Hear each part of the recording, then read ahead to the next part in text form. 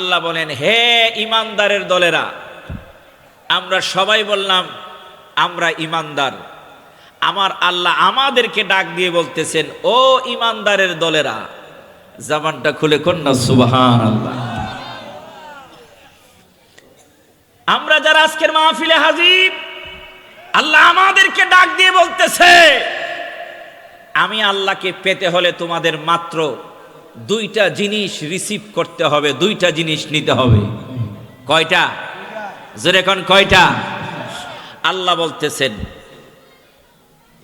ইস্তাঈনু, আমার কাছে তোমরা সাহায্য প্রার্থনা করো, বিসসবরি, এক নম্বর হলো ধৈর্যের মাধ্যমে। এক নম্বর কি? এক নম্বর হলো ধৈর্য।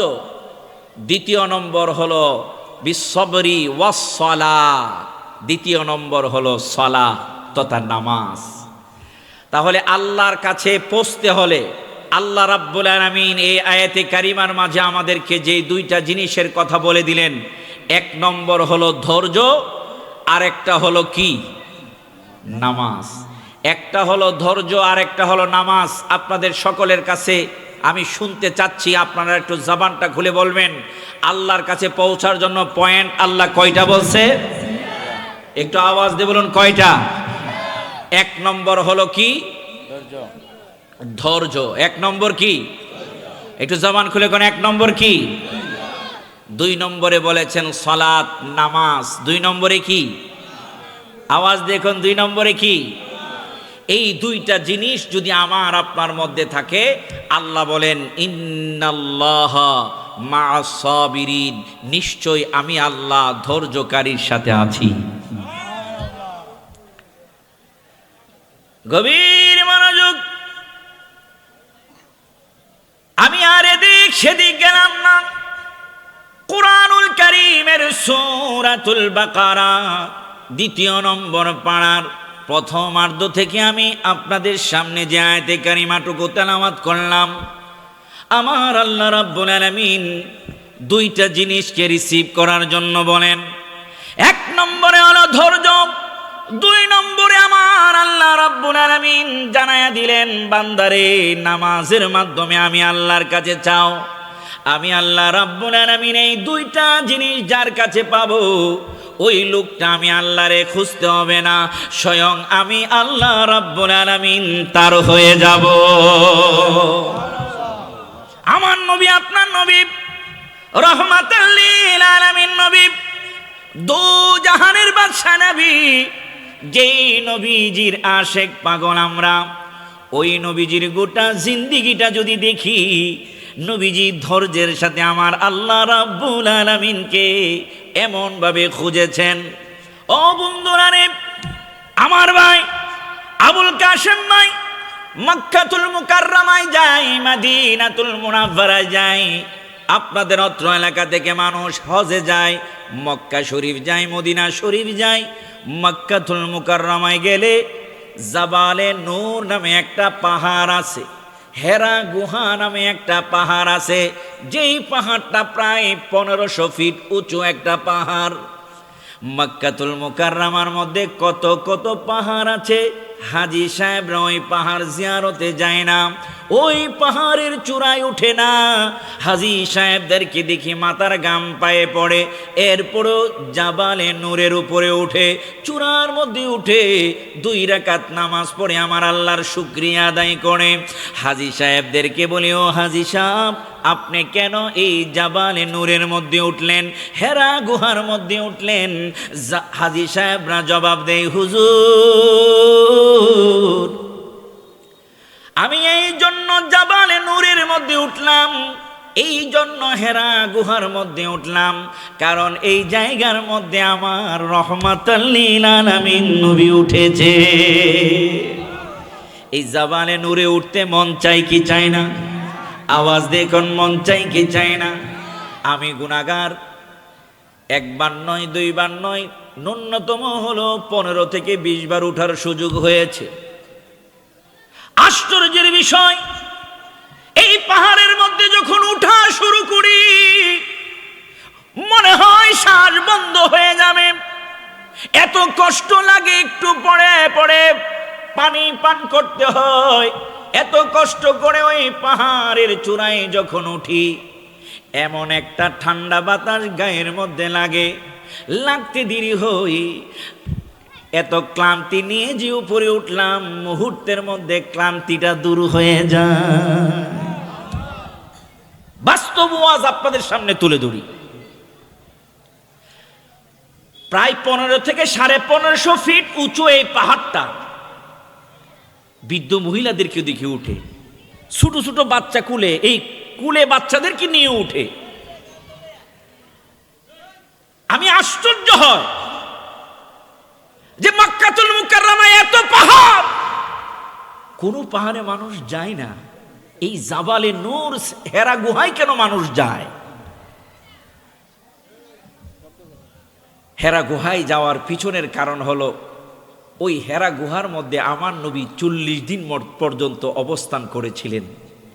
40 দিন পর্যন্ত আমার নবী থাকার কারণে, নবীজির কদম মুবারক, শরীর মুবারক ওই পাহাড়ের সাথে লাগার কারণে অন্যান্য পাহাড়ের এক অবস্থা আর হেরা গুহার আরেক অবস্থা।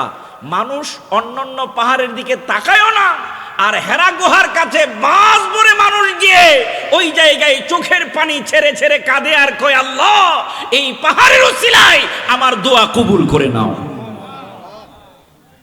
জবানটা খুলে কোন সুবহানাল্লাহ।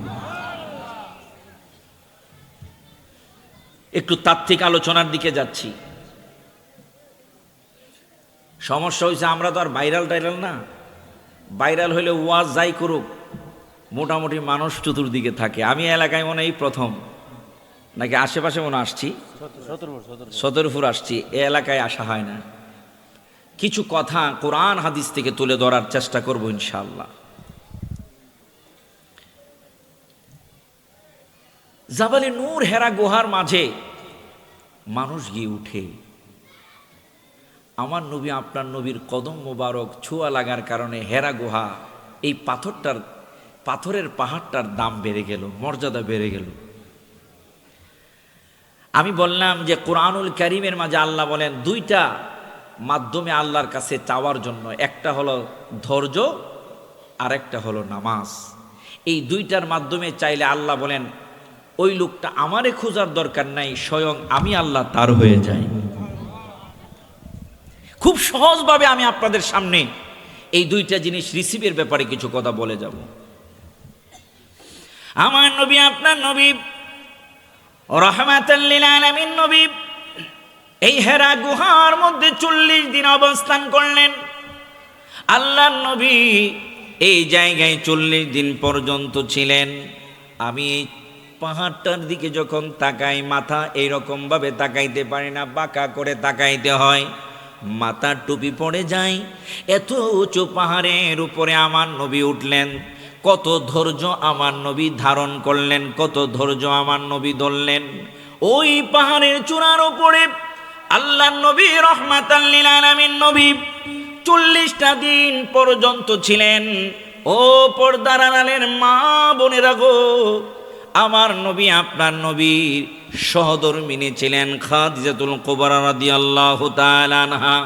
যেই খাদিজা দুনিয়ার জমিনে থাকতে জান্নাতের সার্টিফিকেট শুধু পায় নাই, আমার আল্লাহ রাব্বুল আলামিনের সালাম পর্যন্ত পেয়ে গেছে।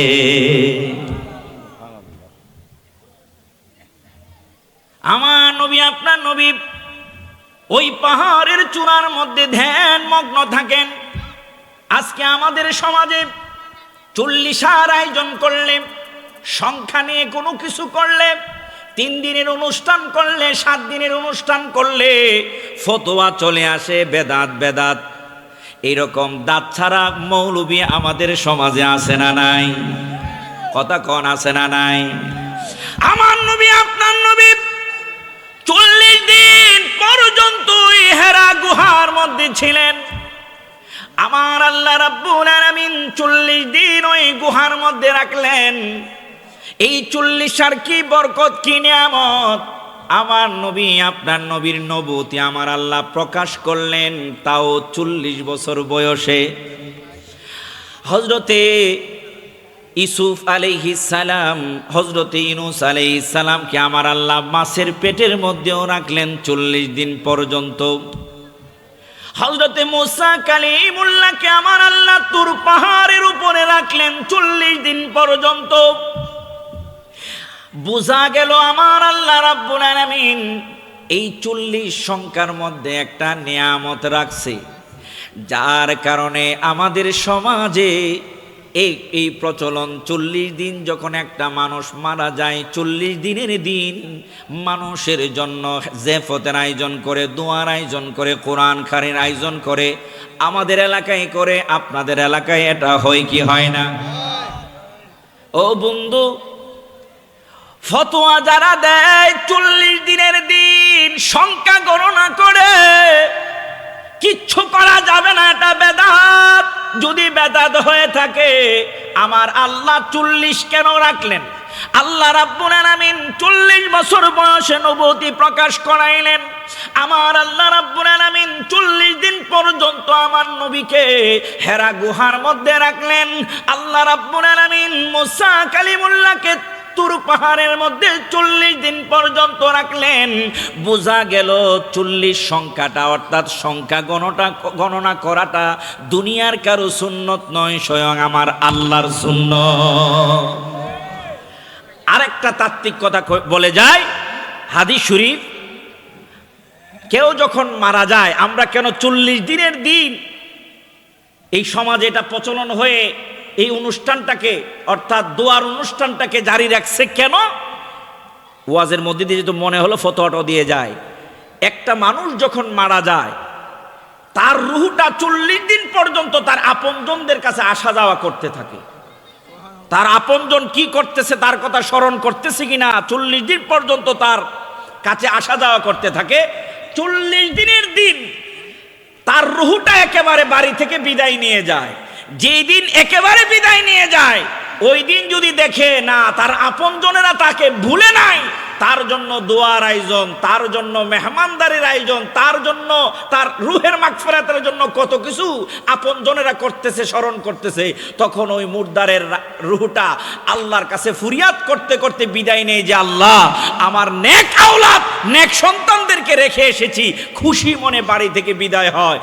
আমরা যদি নেক আওলাদ হয়, নেক সন্তান হয়, আমাদের বাবাকে খুশি রাখতে আমরা চাই কি চাই না? কথা কোন, চাই কি চাই না? প্রত্যেকটা সন্তানই চাই তার বাবাকে খুশি রাখতে।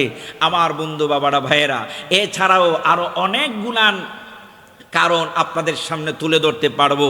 এই 40 মধ্যে অনেক নিয়ামত, অনেক বরকত রয়েছে।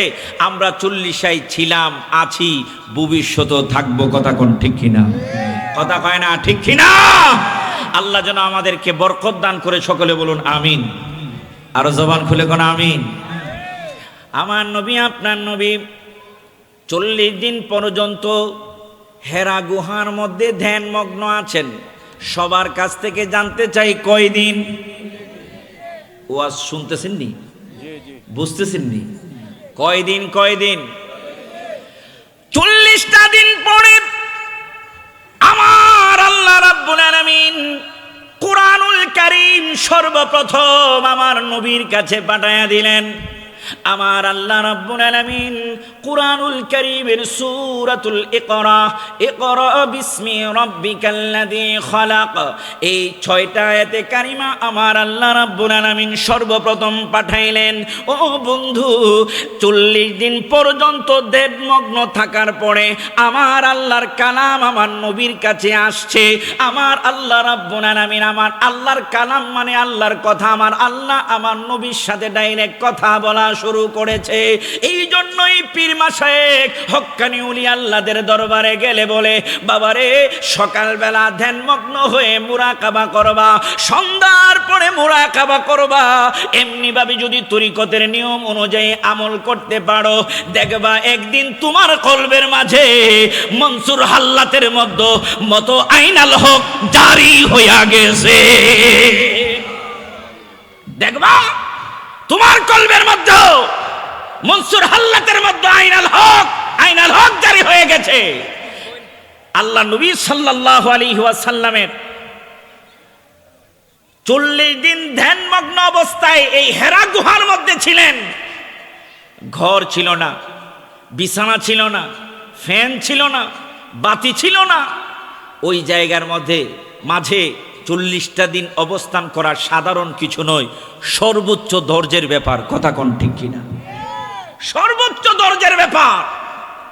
আল্লাহর হাবিব সাল্লাল্লাহু আলাইহি ওয়াসাল্লাম উম্মতদেরকে ধৈর্য শিখানোর জন্য ওই তুর পাহাড়ের মধ্যে 40টা দিন থাকলেন, থেকে বুঝালেন উম্মত, এমনি ভাবে যদি তুমি ঘর সংসার, বাড়ি গাড়ি, ব্যবসা বাণিজ্য, জনমানব সবকিছু ছেড়ে দিয়ে আল্লাহ রাব্বুল আলামিনের ধ্যানে থাকতে পারো, আল্লাহ রাব্বুল আলামিন ডাইরেক্ট তোমার সাথে কথা বলবে। আমার নবীর সবকিছু আমাদেরকে শিখানোর জন্য। কথা কোন ঠিক কিনা? যেই কথাটা বলতেছিলাম বাবা, আমার নবী, আপনার নবী, রাহমাতুল লিল আলামিন নবী 40 দিন যখন হেরা গুহার মধ্যে ছিলেন, যেই খাদিজাতুল কুবরা রাদিয়াল্লাহু তাআলা আনহা আমার নবীর কদমের নিজের সব কিছু সঁপে দিয়েছে, ওই খাদিজাতুল কুবরা এই 1550 ফিট উপরে প্রতিদিন উঠে যেত, উঠে আমার নবীর খেদমত করে আসতো, মাথাটা ধুইতো, মাথার মধ্যে জৈতুনের তেল দিয়ে আসতো, আল্লাহর নবীর খাবার দিয়ে আসতো, নিজে খাবার খাওয়ায় আসতো। এইরকমভাবে আমার নবীর খেদমত করেছেন খাদিজাতুল কুবরা রাদিয়াল্লাহু তাআলা আনহা।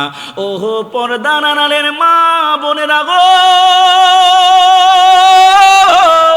খাদিজাতুল কুবরা গোটা পৃথিবীর মাদেরকে শিখায় যায়, গোটা পৃথিবীর স্ত্রীদেরকে শিখায় যায়, স্বামীর যদি খেদমত করতে পারো আমার আল্লাহ তোমার উপর রাজি খুশি হয়ে যাবে।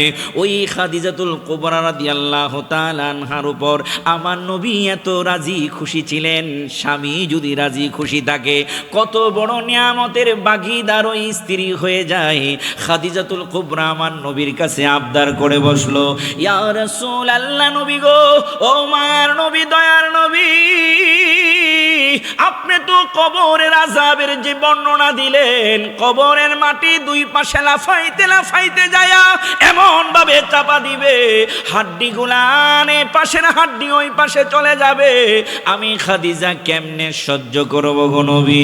খাদিজাতুল কুবরার আকীদা কি আর আমার দেশের মৌলবীর আকীদা কি? খাদিজাতুল কুবরা কই, নবী গো,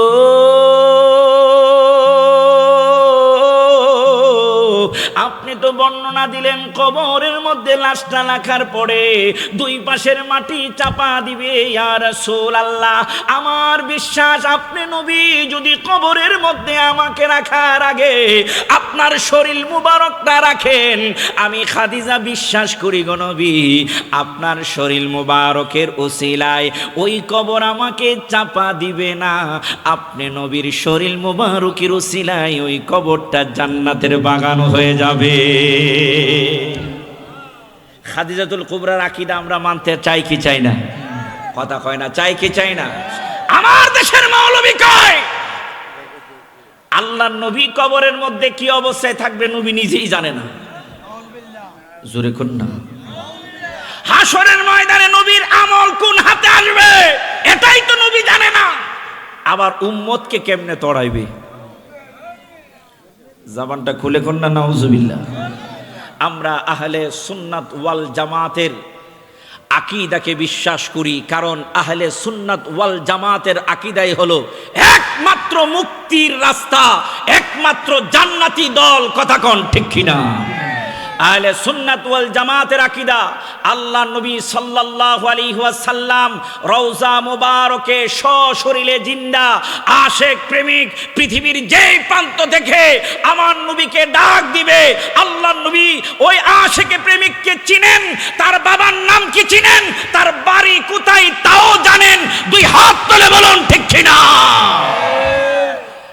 কারণ আল্লাহ নবী সাল্লাল্লাহু আলাইহি ওয়াসাল্লাম সহিহ রওয়ায়াতের হাদিস, নবীজি বলেন আমি নয়, প্রত্যেক নবীর এই কবরের মধ্যে জিন্দা। কারণ আল্লাহ রাব্বুল আলামিন মাটিকে নোটিশ করেছে, মাটি নবীদের শরীর বক্ষণ করতে পারবে। আবু দাউদ শরীফের হাদিস, নবীজি বলেন ইন্নাল্লাহ হাররামা আলাল আরদি আন তাকুলা আজসাদাল আমবিয়াই ফানাবিয়ুল্লাহি হাইয়ুন ওয়া ইউরযাকুন। জবানটা খুলে চিৎকার মেরে কোন আল্লাহু আকবার। আমার নবী আপনার নবী বলেন, নিশ্চয় মাটির জন্য আম্বিয়া কেরামের শরীরকে বক্ষণ করা আল্লাহ হারাম করে দিয়েছেন, কারণ প্রত্যেক নবীরা কবরের মধ্যে জিন্দা ইউরযাকুন এবং রিজিক প্রাপ্ত খাবার খায়। জবানটা খুলে কি সুবহানাল্লাহ বলা যাবে না? নবীর কথা মানবো না আমি মৌলবীর কথা মানবেন? নবীজি বলেন শুধু আমি নবী নয়, প্রত্যেক নবীরাই কবরের মধ্যে জিন্দা। আর আমি নবী কই, নবীজি মরে পচে গলে গেছে। আমার মা বোনেরা গো, ও আমার বন্ধু বাবারা ভাইয়েরা, আকীদা যদি সহি থাকে, আকীদা যদি শুদ্ধ থাকে, আমলের পরিমাণ যদি কম হয়ে পার হয়ে যাওয়ার সুযোগ আছে। আর আমল যদি আসমান চুম্বি হয়, আকীদার মধ্যে যদি গন্ডগোল থাকে, আপনার জাহান্নাম ছাড়া আর কোনো কিছুই থাকবে না। এই জন্য আহলে সুন্নাত ওয়াল জামাতের আকীদার উলামায়ে কেরামগণ, সুন্নি উলামায়ে কেরামগণ আকীদার ব্যাপারে বড় শক্ত ভাষায় বলে থাকে, আকীদাটা ঠিক রাখার দরকার আছে না না? মা খাদিজাতুল কুবরা রাদিয়াল্লাহু তাআলা আনহা, একটু গভীর খেয়াল, কোন আকীদা আমরা রাখবো? খাদিজাতুল কুবরা আমার নবী আপনার নবীকে ডাক দিয়ে কই, নবী গো, আমাকে যেই কবরের মধ্যে রাখা হবে, আপনি নবী আমাকে রাখার আগে ওই কবরের মধ্যে একটু গণাগুনি দিবেন, আপনি নবী একটু ওই কবরের মধ্যে শুইবেন। আমার বন্ধু বাবারা ভাইয়েরা, খাদিজাতুল কুবরা আমার নবীর ব্যাপারে কেমন আকীদা, ওই আকীদাই সুন্নি জামাতের আকীদা। খাদিজাতুল কুবরা কই, ইয়া রাসূলুল্লাহ, নবী গো, দুনিয়ার মার্কিন কাপড় আমার গায়ের মধ্যে কাফনের কাপড় দিবেন না গো নবী, আপনার জুব্বা মুবারক আমার গায়ের মধ্যে কাফনের কাপড় হিসেবে দিয়ে দিবেন। আমার নবী আপনার নবী কই, খাদিজা গো, ও খাদিজা, আমার জুব্বা কেন তোমার কাফনের কাপড় দিব? খাদিজাতুল কুবরা ডাক দিয়ে কই, ইয়া রাসূলুল্লাহ, নবী গো, আপনার জুব্বা যদি আমার শরীরের মধ্যে থাকে, কবরের মধ্যে আমার কোনো ভয় নাই, কবরের মধ্যে আমার কোনো চিন্তা নাই। আমার নবী আপনার নবী কই, খাদিজা যাও যাও যাও, তোমারে কবরে রাখার আগে তোমার কবরের মধ্যে আমি নবী গড়াগড়ি করব। ও খাদিজা যাও যাও যাও, তোমার শরীরের মধ্যে বাজারের মার্কিন কাপড় লাগাবো না, আমি নবীর শরীরের জুব্বা তোমার গায়ের মধ্যে কাফনের কাপড় দিয়ে দিব। এবার খাদিজাতুল কুবরা ডাক দিয়ে কই, ইয়া রাসূলুল্লাহ, নবী গো, ও মায়ার নবী, দয়ার নবী, আর একটা আবদার আপনার কাছে করি। আপনি নবী বলেছেন কবরের মধ্যে 3টা প্রশ্নের জন্য ফেরেশতা হাজির হয়ে যাবে। ওই ফেরেশতার প্রশ্নের জবাবে যদি আমি ধরা পড়ে যায়, আমি জাহান্নামী হব, জাহান্নামের আগুন আমার কবরের মধ্যে দাও দাও করে জ্বলবে, সর্প আমারে দর্শন করতে থাকবে। ইয়া রাসূলুল্লাহ, নবী গো, এই প্রশ্নের জবাব সব আমার পক্ষে দেওয়া সম্ভব না, আপনার কাছে আমি খাদিজা আবদার রেখে যাই। ইয়া রাসূলুল্লাহ, আমাকে কবরে রাখার পরে প্রশ্নের জবাব সব গোলাম যখন করতে ফেরেশতা হাজির হয়ে যাবে, আমারে প্রশ্ন করলে জবাব দিয়ে দিবেন আপনি নবী। রহমতে আলম নবী, নূরে মুজাসসাম, সাহাবীরা আতর বানায় ওই নবীজির গাম, সবাই সাহাবীরা আতর বানায় ওই নবীজির গাম। নাত বললে কি অসুবিধা আছে? না না, আমার নবী খুশি হয়ে যান। আর নবীর শান বললে খুশি হয়ে যায় আল্লাহ। আমার আল্লাহকে রাজি খুশি করার জন্য একটু জবানটা খুলে, আমি জানি এখন যারা বসে আছে এইগুলা দান চিটা নাই, আর মারহাবা কর, কথা বুঝছেন নি? মহিলারা দেখেন কুলার মধ্যে দান নিয়ে এরকম ঝাড়ে, সিলেটে কয় দবলা নাকি, দবলা নিয়ে জায়গা লয়, দবলা নিয়ে হসকায় লয়, আর আমাদের এদিকে বলে কুলা, কুলা নিয়ে কি করি, কথা কয় না। কি করি? কুলা নিয়ে ঝেড়ে নেই। অর্থাৎ কুলা নিয়ে মহিলারা যখন এরকম ঝাড়ে, তখন কুলার পিছনের অংশে কিছু থাকে, সামনের অংশে কিছু ধান থাকে। পিছনের অংশের যেগুলা আর সামনের অংশের যেগুলা, দুইটার মধ্যে পার্থক্য আছে না নাই? কথা কয় না, আছে না নাই? আল্লাহ কোরআনে বলে দিয়েছেন, লা ইয়াস্তাউই আসহাবুন নারি ওয়া আসহাবুল জান্নাহ, আসহাবুল জান্নাতি হুমুল ফাইজুন। আল্লাহ বলেন লা ইয়াস্তাউই, কখনো সমান হতে পারে না, আসহাবুন নারি ওয়া আসহাবুল জান্নাহ, জান্নাতের অধিবাসী আর জাহান্নামের অধিবাসী কখনো সমান হতে পারে। আল্লাহ কয় আসহাবুল জান্নাতি হুমুল ফাইজুন, যারা জান্নাতের অধিবাসী তারাই হচ্ছে সফল। তো মহিলারা যখন এরকম কুলা নিয়ে ঝাড়ে, ঝাড়ার পরে কিছু দান সামনে, কুলার সামনের অংশে থাকে, কিছু দান কুলার পিছনে থাকে। সামনের অংশের দানগুলাকে কি করে? ফেলে দেয়। এগুলার কি কয়? সুসা। সুসা দানগুলা কি করে? ফেলে দেয়। পিছনের যে দানগুলা, এগুলারে কি দান বলে? সারি দান। ওই সারি দানগুলা কি করে? দুব্বা আর সিম গাছের ফুল ছিঁড়া, এরপরে নিয়ে কি জাবারের মধ্যে ফালায়, ডুলার মধ্যে ফালায়। কথা কোন ঠিক কিনা? যদি মারে প্রশ্ন করি, মাগো সামনের দানগুলা দিয়ে ফেলে দিলেন, পিছনের দানগুলা দুব্বা দিয়া ফুল দিয়া জাবারের মধ্যে ফালাইলেন, দুইটা তো দেখতে একরকমই, আপনি এরকম করলেন কেন? মা বলে যে পিছনেরটার মধ্যে ভিতরে জিনিস আছে, সামনেরটার ভিতরে কি নাই? কথা বলে না, কি নাই? তে মাহফিলের শেষ দিকে যেইগুলান থাকলো, এইগুলা হচ্ছে দান দুব্বা দিয়া জাবারে রাখুন না। কথা কোন ঠিক কিনা? কথা কয় না, ঠিক কিনা? তাহলে জবানটা একটু খুইলা মহব্বতে নবীর শান বলা যাবে কি যাবে না? জবানটা খুলে রহমতে আলম নবী নূরে মুজাসসাম, সাহাবীরা আতর বানাই ওই নবীজির গান, সবাই সাহাবীরা আতর বানাই ওই নবীজির গান। সবাই আওয়াজ দিলে আরো বড় হয়তো, সাহাবীরা আতর বানাই ওই নবীজির গান। চিনো মানো জানো কেমন আমার নবীজি, যাহার পাগল চন্দ্র সূর্য তারকারাজি।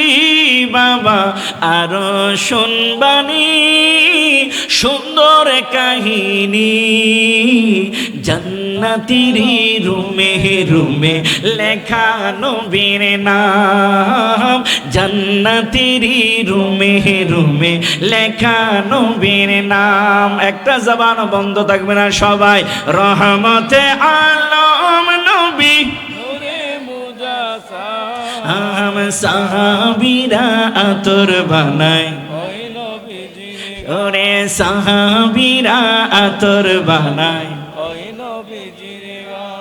উস্তুনে হান্নানা একটা খেজুর গাছের নাম, যাকে ধরে খুতবা দিতেন রাসূল আকরাম। গাছটা নবীর বিরহে কাঁদিতে রহে, হতবাক হইলেন যত সাহাবা কেরাম, হতবাক হইলেন যত সাহাবা কেরাম। সবাই রহমতে আলম নবী আহম, সাহাবীরা আতর বানাই, সাহাবীরা আতর বানাই। গভীর মনোযোগ, আমার নবী আপনার নবী রাহমাতাল লিল আলামিন নবী খাদিজাতুল কুবরাকে ডাক দিয়ে বললেন, খাদিজা রে, যেই কথা বললে আমি এখন এই কথা কেমনে রাখবো? খাদিজা কই, ইয়া রাসূলুল্লাহ নবী গো, আমার বিশ্বাস, আমার আকীদা, যদিও আমি থাকবো কবরে, আপনি নবী থাকবেন কবরের উপরে। আমার বিশ্বাস, আপনি নবী কবরের উপর থেকে কবরের ভিতরটা দেখেন, কবরের ভিতরের অবস্থা জানেন, কবরের ভিতরে ফেরেশতা আসলে, ফেরেশতা প্রশ্ন করলে সেইটাও আপনি নবী শুনেন। খাদিজাতুল কুবরার আকীদা, বুখারী শরীফের হাদিস। আজকে এই বুখারী শরীফ পড়ে আকীদা উল্টা জবাব দেয়, আকীদা উল্টা বলে। খাদিজাতুল কুবরা যে বললেন, ইয়া রাসূলুল্লাহ, কবরে প্রশ্ন করলে আপনি নবী প্রশ্নের জবাব দিবেন। খাদিজাতুল কুবরার আকীদা, আমার নবী যদিও থাকবে কবরের উপরে, কবরের ভিতরে কি হচ্ছে না হচ্ছে আল্লাহর নবী সব দেখে, সব জানে। এই আকীদা আমাদের আছে না নাই? এই খাদিজাতুল কুবরার আকীদা আহলে সুন্নাত ওয়াল জামাতের আকীদা। আর এই আকীদা সহিহ বুখারী শরীফের হাদিস। আমার নবী সাহাবীদের কিনে যাচ্ছেন, প্রতিমধ্যে আল্লাহর নবী সাল্লাল্লাহু আলাইহি সাল্লামের কাছে দুটি কবর পড়ল। আমার নবী সাহাবীদেরকে বললেন, সাহাবীরা খেজুর গাছের ঢাল ছিঁড়ে আনো। বুখারীর হাদিস। সাহাবীরা খেজুর গাছের ঢাল ছিঁড়ে আনো। সাহাবীরা বলেন, ইয়া রাসূলুল্লাহ, হঠাৎ করে এই জায়গায় খেজুর গাছের ঢাল? আমার নবী বললেন, যা বলি তা করো। সাহাবী খেজুর গাছের ঢাল ছিঁড়ে আসলেন, আল্লাহর নবীর নূরানি হাত মুবারকের মধ্যে দেওয়ার পরে আল্লাহর হাবিব সাল্লাল্লাহু আলাইহি সাল্লাম ঢালটাকে ভাঙলেন, ভেঙে একটা ঢাল এক কবরের মধ্যে গাড়লেন, আরেকটা ঢাল আরেকটা কবরের মধ্যে গাড়লেন। গেড়ে আমার নবী বললেন, তাদের কবরের মধ্যে ছোট্ট বিষয় নিয়ে আযাব হচ্ছে, তাদের ছোটোখাটো আমলের কারণে আযাব হচ্ছে। আমি নবী খেজুরের ঢালগুলান গেড়ে দিলাম, খেজুরের ডালগুলান যতক্ষণ থাকবে তাদের কবরের আযাব আল্লাহ বন্ধ করে দিবে। জোরে কি সুবহানাল্লাহ বলা যাবে না? নবী যদি কবরের ভিতরে খবর না জানতেন, তাহলে তাদের কবরে আযাব হচ্ছে না শান্তিতে আছে, এই খেজুরের ডাল কেন গাড়লেন? এই প্রশ্ন আসে কি আসে না? যেহেতু আল্লাহ নবী সাল্লাল্লাহু আলাইহি সাল্লাম তাদের কবরের পাশ দিয়ে যাওয়ার সময় নবীজি দেখলেন, দেখার পরে নবীজি খেজুরের ডাল গাড়লেন, সাহাবীদেরকে বললেন যে এই কবরের ভিতরে আযাব হচ্ছে বলে আমি খেজুরের ডাল দিয়ে দিলাম, এবং কেন আযাব হচ্ছে এইটাও আমার নবী জানেন। নবী যে বললেন, একজন ঢিলাকুলুপ ঠিকভাবে নিছে না, আরেকজন কথাবার্তার মধ্যে কন্ট্রোল ছিল না, গীবত চুগলখুরি করত, এই গুনাহের কারণে তাদের কবরের মধ্যে আযাব হচ্ছে। কোন গুনাহের কারণে কবরের ভিতরে আযাব হচ্ছে সেইটাও জানে, কেন আযাব হচ্ছে, আযাব যে হচ্ছে সেইটাও আমার নবী জানে। আমার নবীর দুয়ার বরকতে, নবীজির সোয়ার বরকতে কবরের আযাবও বন্ধ হয়ে গেছে। বুখারীর হাদিস। এই ক্ষমতা আমার নবীর আছে না নাই? দিছেন কে? খাদিজাতুল কুবরা ডাক দিয়ে মানে, আমি আলোচনার ভিতর দিয়ে কিন্তু আকীদার কিছু কথা বলে যাচ্ছি, এগুলো সাথে নিয়ে যাবেন এবং সাথে সাথে দলিলও দিয়ে দিচ্ছি। খাদিজাতুল কুবরা ডাক দিয়ে বলে, ইয়া রাসূলুল্লাহ, নবীজি গো, ও মায়ার নবী, দয়ার নবী, আমি আপনার কাছে আবদার করি গো নবী, আপনি কবরের জল সওয়াব গুলান দিয়ে দিবেন। আমার নবী বললেন, খাদিজা যাও যাও যাও, তোমার কবরের জল সওয়াব আমি নবী দিয়ে দিব। কোন নবীর ব্যাপারে আমরা কি কথা বলি? আমার নবী, আপনার নবী, রাহমাতাল লিল আলামিন নবী। খাদিজাতুল কুবরার ইন্তেকালের পরে কবরের মধ্যে গড়াগড়ি করলেন, আলোচনা সংক্ষিপ্ত করলাম, গড়াগড়ি করলেন, নবীজির জুব্বা মোবারক খাদিজাতুল কুবরার গায়ের মধ্যে পড়ায়া দিলেন। আমার নবী, আপনার নবী কবরের কাজ, দাফনের কাজ কমপ্লিট করার পরে আল্লাহর নবী কবরের উপরে দাঁড়ায়া রইলেন। প্রশ্ন করবে ফেরেশতা, আমার নবী জবাব দিয়ে দিবে। আমার নবী দাঁড়িয়ে আছে, প্রশ্ন করা হয় না, ফেরেশতাও আসে না। আমার আল্লাহ রাব্বুল আলামিন তাকায়া দেখেন, আমার আমার নবীর চোখ মুবারক থেকে জোর জোর করে পানি মুবারক পড়ে দাঁড়িয়ে ভিজে যাচ্ছে, আমার নবীজির জুব্বা মুবারক ভিজে যাচ্ছে। আমার আল্লাহ রাব্বুল আলামিন আমার নবী আপনার নবীর চোখের পানি সহ্য করতে পারে না। আল্লাহ আমার আল্লাহ ডাক দিয়ে কই, ফেরেশতা রে, আমার হাবিবের কদমের কাছে চলে যাও, আমার হাবিবকে গিয়ে বলো আমার হাবিব যেন আর কবরের উপরে দাঁড়ায় না থাকে, কবরের পাশে আমার নবীর দাঁড়ায় থাকার জবাব দরকার নাই, আমার হাবিব খাদিজার প্রশ্নের জবাব দেওয়ার দরকার নাই। স্বয়ং আমি আল্লাহ রাব্বুল আলামিন খাদিজার উপর খুশি হয়ে প্রশ্নের জবাবগুলান আমি আল্লাহ দিয়ে দিছি। ফেরেশতা খাদিজার কাছে চলে যাও, আমি আল্লাহর সালাম খাদিজার কাছে পৌঁছায়া দাও। আমার নবী যেই খাদিজার উপর সন্তুষ্ট ছিল, আমি আল্লাহ তার উপর সন্তুষ্ট আছি।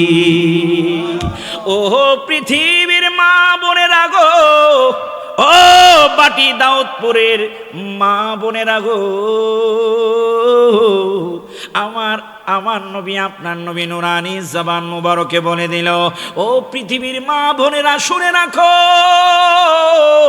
যাদের উপরে যে স্ত্রীদের উপরে স্বামী রাজি খুশি আছে, যে স্ত্রীদের উপরে স্বামী রাজি খুশি আছে, যে স্ত্রীদের উপরে স্বামী রাজি খুশি আছে, আমার নবী নুরানি জবান মুবারকে জানায়া দেয় ওই স্ত্রীদের উপরে আমার আল্লাহ খুশি আছে। ও মা বোনেরা, হাজার ইবাদত যদি করেন আর স্বামীর মনে যদি কষ্ট দিয়ে কবরে যান, এই ইবাদত আপনাকে পার করে নিতে পারবে না। হাজার ইবাদত যদি থাকে, স্বামীর মনে কষ্ট যদি থাকে, এই ইবাদত আল্লাহ পর্যন্ত পৌঁছবে। এই জন্য পৃথিবীর মধ্যে অনেক ইতিহাস, স্বামীর খেদমতের মাধ্যমে অনেক নারী আল্লাহর প্রিয় হয়ে গেছে, আল্লাহর ওলি হয়ে গেছে, উচ্চ মাকাম পেয়ে গেছে। এরকম অনেক ইতিহাস পৃথিবীর মধ্যে আছে। হাদিস শরীফের মধ্যে বর্ণনা আছে, যেই স্ত্রী মারা গেল, কথা বুঝতেছেন নি, যেই স্ত্রী মারা গেল স্বামী বেঁচে আছে, ওই স্বামী যখন স্ত্রীর কথা স্মরণ করে আল্লাহর দরবারে বলে, আল্লাহ আমার স্ত্রীটা বড় ভালো ছিল, আমি তার উপর রাজি খুশি আছি, আমার নবী জানায়া দিলেন ওই স্ত্রীর কবরটা জান্নাতের বাগান হয়ে যাবে।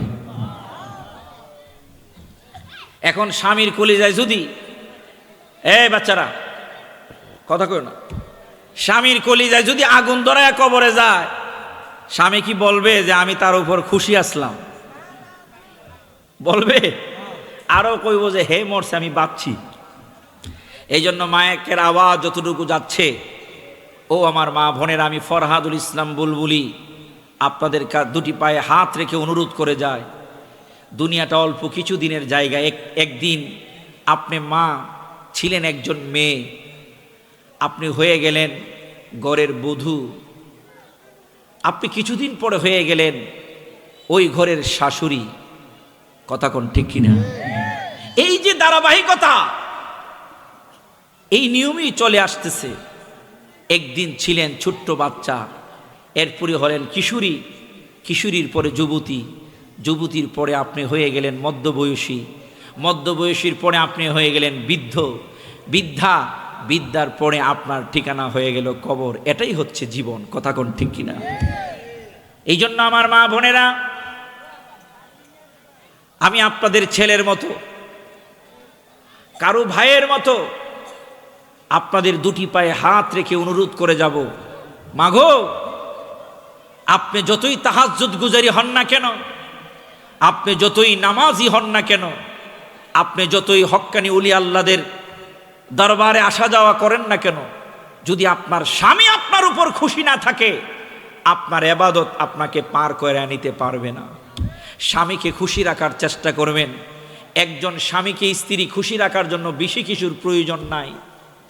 একটু সময়, বাহির থেকে আসছে স্বামী, ঘরের ভিতরে যখন আসে, স্ত্রী একটা গ্লাস পানি এনে যদি পাখাটা নিয়ে একটু বাতাস করে আর বলে বসেন, পানিটা খান, শার্টটা খুইলা দেন, হ্যাঙ্গারের মধ্যে লাগায়া ঝুলাইয়া রাখি, দেখবেন স্বামী মহা খুশি। কি আপনারা কি জামাই না নিও? আপনাকে স্ত্রী নাই? আপনাকে আওয়াজের বাইরে বুঝা যেতেছে যে হুজুর না, আম করে এরকম করলে কাম হইব না, আম করে ফিডাই তৈব, তাইলে আমরা খুশি।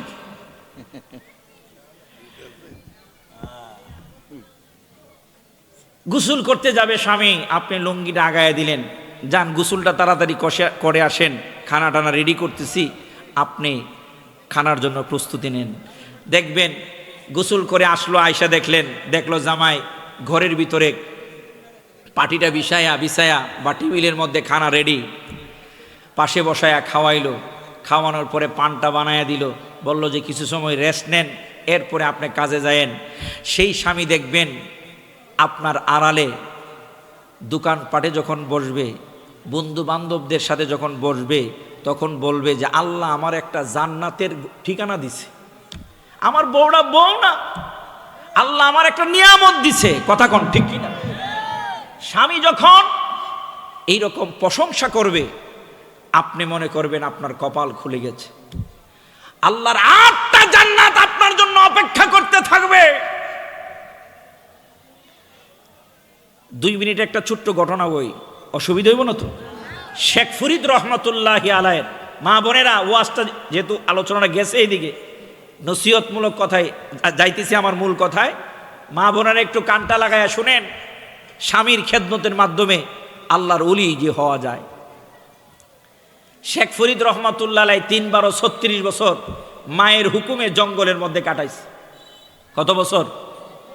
লম্বা কথা সংক্ষিপ্ত করলাম।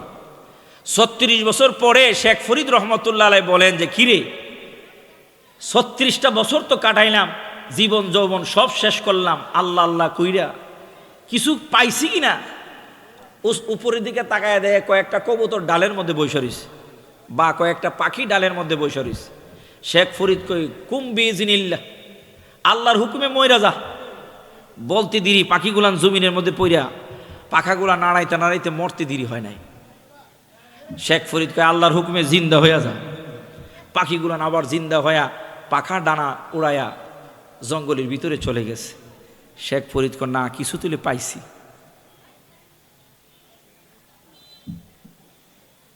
জঙ্গল থেকে এবার বাড়ির দিকে রওনা করছে।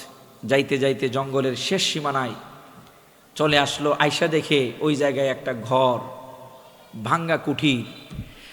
শেখ ফরিদ তো এতদিন জঙ্গলের মধ্যে ছিল এক ধ্যানে, এখন তার তৃষ্ণায় বুক ফেটে যাচ্ছে, ক্ষুধায় খুব যন্ত্রণা করতেছে। শেখ ফরিদ চিন্তা করলো, একটা বাড়ি যখন পাইছি দেখি কিছু পাওয়া যায় কিনা। তো বাড়ির বাহিরে দাঁড়ায় রয়েছে। শেখ ফরিদ অনুভব করতে পারতেছে ঘরের ভিতরে কেউ নড়াচড়া করে, কারণ আমাদের ঘরের মতো এরকম বিল্ডিং ঘর না। তো আমি যেই ঘরে বসছিলাম, এসি বিল্ডিং, দরজা দরজা লাগাইলে বাইরে বুমবিং মারলেও আওয়াজ হইব না। কথা কর ঠিক কিনা? আর আগের ঘর তো ছিল সনের ঘর, কাঠের কোন রকম দিয়ে ঘর বানাইছে। শেখ ফরিদ দূর থেকে বুঝতে পারতেছে ঘরের মধ্যে কেউ হাঁটাহাঁটি করতেছে। ডাক দিয়ে বলতেছে, ঘরে কেউ আছেন? আমি শেখ ফরিদ, তৃষ্ণায় বুকটা ফেটে যাচ্ছে, একটু পানি দিবেন, একটু পানি পান করাবেন। ঘরের ভিতর থেকে কোনো আওয়াজ নাই। আবার ডাক দিছে, কোনো আওয়াজ নাই। তৃতীয়বার শেখ ফরিদ একটু রাগের সুরেই বলে, আমি তো দেখতেছি ঘরের মধ্যে কেউ আছে, আমি একজন মুসাফির মানুষ, তৃষ্ণার্ত মানুষ, একটু পানি দিলে কি হয়? তখন ঘরের ভিতর থেকে যিনি আছেন, যখন রাগের কণ্ঠে বলছে, উনি ছোট্ট কণ্ঠে বলতেছে, শেখ ফরিদ, এটা জঙ্গলে পাখি মারা না, এটা একটা ভদ্রলোকের বাড়ি। সুবহানাল্লাহ। শেখ ফরিদ আশ্চর্য হয়ে গেল। জঙ্গলের ভিতর প্রায় কয়েক মাইল দূরে আমি পাখি মারলাম, জঙ্গলের ভিতরে ওই জায়গায় তো কেউ ছিল না।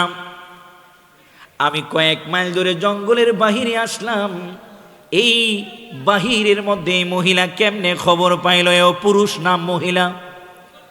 শেখ ফরিদ এবার গাছের নিচে বৈশা গেছে যে এই খবর না জানা পর্যন্ত আমি যাব না। আস্তে আস্তে পশ্চিম দিগন্তে সূর্যটা ডুবে যাচ্ছে, সন্ধ্যা হয়ে গেল।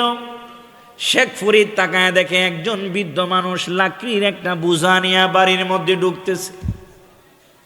শেখ ফরিদ সালাম দিয়ে কয়, বাবা আমি একজন মুসাফির, রাত্র হয়ে গেল, যদি আপনার বাসার মেহমান বানান আমি বড় কৃতজ্ঞ হব। শেখ ফরিদ এই কথা বলার পরে আরবের মানুষ মেহমানদেরকে বড় মর্যাদা দেয়। কষ্ট হইতেছে বাবা, ওয়াজ প্রায় ফিনিশিং, চিন্তা করেন না। শেখ ফরিদ ডাক দিয়ে বলে, বাবারে আমার একটু মেহমানদারির জন্য দিবেননি, মেহমান করে রাখবেননি। বৃদ্ধ মানুষ বলে, বাবারে আমার ঘরে তেমন কোনো খাবার দাবার নাই, আমি লাকড়ি জঙ্গল থেকে আনলাম, সকাল যখন হবে আমি বাজারে নিয়ে লাকড়ির বোঝা বিক্রি করব, কিছু যদি পাই আমি বাজার থেকে কিনে এনে আমি সহ তুমি সহ আমরা খাবো। শেখ ফরিদ কই, আমার খাওয়ার প্রয়োজন নাই, শুধু আপনার বাড়ির মেহমান বানাইলেই হবে। তার তো উদ্দেশ্য আরেকটা, কথা কয় না, জি জি, তার ভিতরে তো উদ্দেশ্য মনে মনে আরেকটা। বৃদ্ধ বলে, চলো আমার বাড়িতে যাবে। বৃদ্ধর বাড়িতে নিয়ে গেল। শেখ ফরিদকে থাকার জন্য বাড়ির বারান্দায় জায়গা দিয়ে দিল।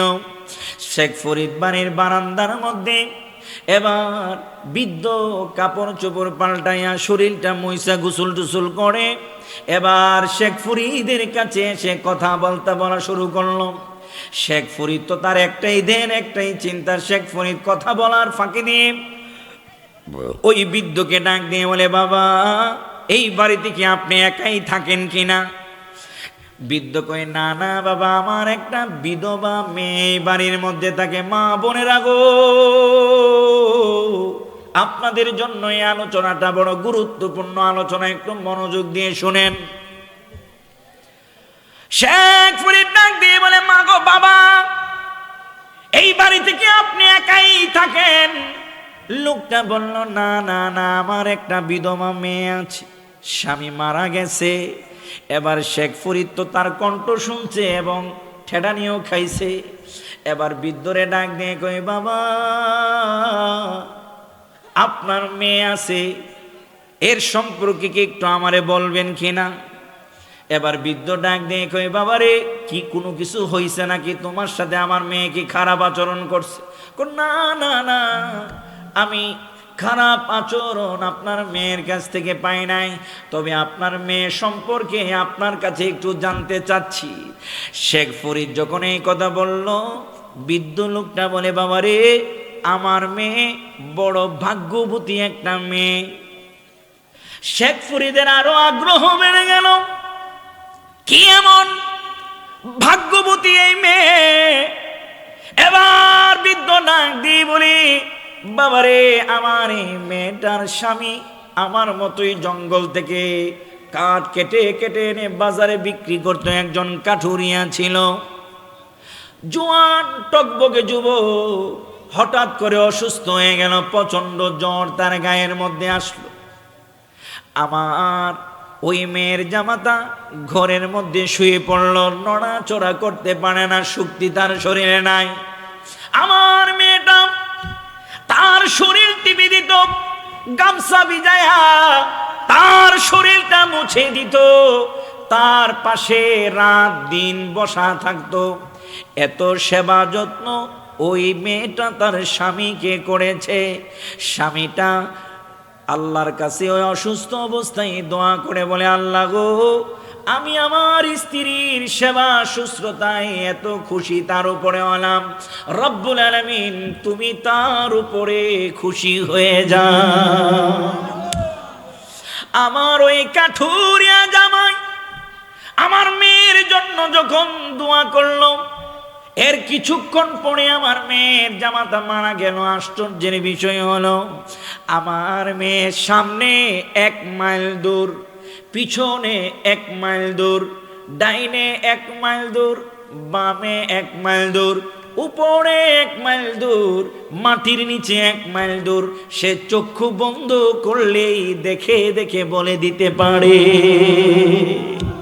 শুধু তাই নয়, আমার ঘরের মধ্যে থাকে, কোনোদিন পর্দার বাহিরে যায় না। স্বামী দোয়া করার কারণে আমার আল্লাহ আমার মেয়েকে এত বড় নিয়ামত দান করেছে। আমার আল্লাহ রাব্বুল আলামিন আমাদের ঘরে যখন কোনো খাবার থাকে না, বেমৌসুমি ফল আমার ঘরের মধ্যে আমার আল্লাহ পাঠায়া দেয়। জবানটা খুলে কন্যা সুবহানাল্লাহ। ওই মহিলা শুধু তাই নয়, শেখ ফরিদকে বৃদ্ধ ডাক দিয়ে বলে, শোনো, স্বামী দোয়া করার কারণে আমার মেয়ে যেই দোয়া করে, আমার মেয়ে মুস্তাজাবুদ দোয়া, আমার মেয়ে যেই দোয়া করে আমার আল্লাহ সেই দোয়া কবুল করে ফেলে। শেখ ফরিদ ডাক দিয়ে বলে, ও বৃদ্ধ কাঠুরিয়া রে, আমার বুঝতে আর বাকি নাই। জঙ্গলের ভিতরে আমি পাখি মারলাম, ওই জায়গায় কেউ ছিল না। আপনার মেয়ে ঘর থেকে জঙ্গলের পাখি মারার খবর জানে। একবার দেখা দাও যদি ও গো কমলে ওয়ালা, সবাই একবার দেখা দাও যদি ও গো মদিনা ওয়ালা, হাসি মুখে পড়াবো তোমায় হাজার ফুলের মালা। সবাই জবানটা খুলে কোন ইয়া রাসূলুল্লাহ ইয়া হাবিবাল্লাহ, সবাই ইয়া রাসূলুল্লাহ ইয়া হাবিবাল্লাহ। দুইটা হাত তুলেন তো দেখি, ঘুমাইছেননি? এটা নাড়া দেন তো। মাশাআল্লাহ, সবাই তো সজাগ। আল্লাহু আকবার, ইয়া রাসূলুল্লাহ জিন্নাবাদ। দুইটা হাত তুলে আমার আল্লাহরে দেখান। রাত্র এখন গভীর, আমার সাথে সাথে সবাই কোন, একবার দেখা দাও যদি ও গো কামলে, সবাই একবার দেখা দাও যদি ও গো কামলে, হাসি মুখে পড়াবো তোমায় হাজার ফুলের মালা। এবার হাতটা নাড়ায় করি, ইয়া রাসূলুল্লাহ ইয়া হাবিব, জোড়ে ইয়া রাসূলুল্লাহ ইয়া হাবিব। হাত নামান, গোলাপ নিলাম, গাঁদা নিলাম, নিলাম রজনীগন্ধা, মনের সুখে মালা গাঁথিলাম সকাল থেকে সন্ধ্যা। একবার দেখা দাও যদি ও গো কমলে, সবাই একবার দেখা যদি ও গো মদিনা, হাসি মুখে পড়াবো তোমায় হাজার ফুলের, সবাই ইয়া রাসূলুল্লাহ ইয়া হাবিব। সবাই জবানটা খুলে কোন মারহাবা। মাশাআল্লাহ। এই তো রাত্র যে 12টা বাজছে এখন, কিন্তু রাত্র অনেক বড়। রাত্র যে 12টা বাজছে আপনাদেরকে সেই রকম মনে হচ্ছে না। আল্লাহ যেন সবাইকে কবুল করে, বলুন আমিন। আরো জোরে কোন আমিন। তো স্বামী রাজি খুশি থাকলে স্ত্রীর জন্য নিয়ামত আছে না নাই? এতক্ষণ স্ত্রীর ওয়াজ করলাম, জামাই গো তো একটু সোজা হওয়ার দরকার। এখন জামাইরা যদি করে পরকিয়া, জামাইরা যদি স্ত্রীর আড়ালে মোবাইলে কথা কয় অন্য নারীর সাথে, তো ওই স্ত্রী কি স্বামীর খেদমত করবো না ফিরাইব? কথা কয় না। ফিরানি একটা মাড়িত পড়তো না। স্বামীটাও ওই রকম হতে হবে, কথা কন ঠিক কিনা? আওয়াজ দেখুন ঠিক কিনা? আমার ভাইয়েরা, স্বামী স্ত্রী এটা জান্নাতি ভালোবাসার নিয়ামত, দুনিয়ার কোনো ভালোবাসার নিয়ামত না, জান্নাতি ভালোবাসার নিয়ামত। আর মনে রাখবেন, নারী এই জাতিটা কিন্তু জান্নাতি জাতি। কোন জাতি? কথা কয় না, জান্নাতি জাতি। এই নারী আল্লাহ আদমের বাম পাজরের হাড্ডি দিয়ে বানাইছে, একটু বাঁকা। এদেরকে বেশি চাপাচাপি করলে ভেঙে যাওয়ার সম্ভাবনা আছে। তাদেরকে ভালোবাসা দিতে হবে। আল্লাহ যখন আদমকে জান্নাতে বানাইছে তখন আদমের ভাল লাগে না। আল্লাহ আদমরে ঘুম পাড়ায়া সিজার করে অপারেশন করে বাম পাজরের হাড্ডিটা বের করে আল্লাহ রাব্বুল আলামিন হাওয়া আলাইহিস সালামকে বানাইলেন। ওই নারীরা হচ্ছে জান্নাতি ফুল। জোরে কোন সুবহানাল্লাহ, আরো জোরে কোন সুবহানাল্লাহ। ওই জান্নাতি নারীদেরকে আল্লাহ রাব্বুল আলামিন আমাদের জন্য দিয়ে দিছে। মারহাবা কোন। পৃথিবীর মধ্যে হযরতে শীশ আলাইহিস সালাম পর্যন্ত আল্লাহ রাব্বুল আলামিন নারীর সীমানা শেষ রাখলেন। শীশ আলাইহিস সালামের স্ত্রী নাই, মেয়ে তার ভাগ্যে রাখে নাই। আল্লাহ রাব্বুল আলামিন শীশ আলাইহিস সালামের জন্য জান্নাত থেকে একজন হুর এনে বিবাহের ব্যবস্থা করলেন। ওই হুর থেকে বংশ পরক্রমা আমার নবী পর্যন্ত এসেছে। জোরে কোন সুবহানাল্লাহ, আরো জোরে কোন না সুবহানাল্লাহ। তো এই নারী জান্নাতি ফুল, তাদেরকে ভালোবাসা দিবেন, আদর সোহাগ ভালোবাসা পাবেন। তাদের সাথে আপনারা বাঁকা হবেন, তারাও টেরা হয়ে থাকবো। এই জন্য তাদের ভালোবাসা পেতে হলে, তাদেরকে আপনার কন্ট্রোলে রাখতে হলে আপনার আমার ভালোবাসার দরকার আছে না নাই? আরো জোরে কোন আছে না নাই? আমার বন্ধু বাবারা ভাইয়েরা, বলতেছিলাম খাদিজাতুল কুবরার কথা। ওই খাদিজাতুল কুবরা আমার নবী রহমাতাল লিল আলামিন নবীর খেদমত করে নবীর পক্ষে থেকে দুনিয়ার জমিনেও নিয়ামত পেয়েছেন। জান্নাতের সর্বোচ্চ মাকাম তার জন্য আছে। কথা কোন ঠিক কিনা? আমি গত আজকে শনিবার, এই যে গত বুধবার গেল, এর আগের বুধবার গত 28 তারিখ আমি মক্কাতুল মুকাররমা থেকে বাংলাদেশে আসছি। গত 28 তারিখ, 26 তারিখ সকালবেলা আমি আমার হাজী সাহেবদেরকে নিয়ে হাঁটা জিয়ারায় বের হলাম। আমাদের আবুল কাশেম সাহেব থাকলে উনিও হাঁটা জিয়ারায় যায়, হাজীদেরকে নিয়ে হাঁটা জিয়ারায় গেলাম। যাওয়ার পরে জান্নাতুল মুআল্লায় মা খাদিজাতুল কুবরা রাদিয়াল্লাহু তাআলা আনহার কবরে গেলাম। যাওয়ার পরে এবার গিয়ে দেখি একটু ব্যতিক্রম, গ্লাস লাগাইছে, গ্লাস, মোটা গ্লাস, সামনে মোটা গ্লাস লাগাইছে। আমি ওই জায়গায় আমার সাথে যারা ছিলেন আরও লোক ছিল, আমরা প্রায় 20-25 জন হয়ে গেছি।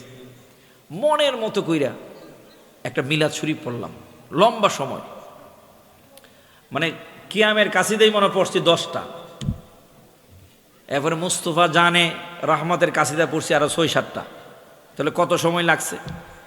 এরপরে এমন ফয়েজ বরকত হয়েছে, দোয়া যখন ধরছি 20-25 জন মানুষ যখন কান্না শুরু করছে, ওই জায়গাটার মধ্যে একটা মনে করেন হাউমাও হাউমাও শব্দ শুরু হয়ে গেল। জিয়ারতের পরে আমি একটু গ্লাসের কাছে গেলাম, দেখি যে কি পিলারগুলো আছে, পিলারগুলার পাশ দিয়ে তো রেলিং লাগাইছে, রেলিংয়ে গ্লাস লাগানোর ফাঁক দিয়ে একটু জায়গা ফাঁকা আছে।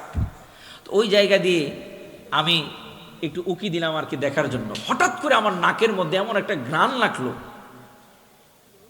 দুনিয়ার স্যান্ড আতরের মধ্যে এরকম ঘ্রাণ নাই।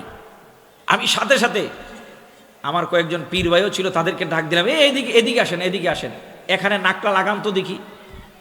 উনিও যখন নাকটা লাগাইলো, ঠিক এর একই রকম ঘ্রাণ। তো আমগো তো বাঙালি, একজন যখন লাগাইছে সব ঘ্রাণ নেওয়া শুরু করছে। সবাই বলতেছে, হুজুর এইরকম ঘ্রাণ তো আর শুনি নাই, আমরা পাই নাই, একটা আশ্চর্য ঘ্রাণ। আমি বললাম, এটাই হচ্ছে জান্নাতের ঘ্রাণ। সুবহানাল্লাহ। ওই খাদিজাতুল কুবরা হেরা গুহায় জাবালে নূরে আমার নবী আপনার নবীর খেদমত করে শুধু নিয়ামতের ভাগীদার হয় নাই, তার কবর থেকে এখনো পর্যন্ত জান্নাতের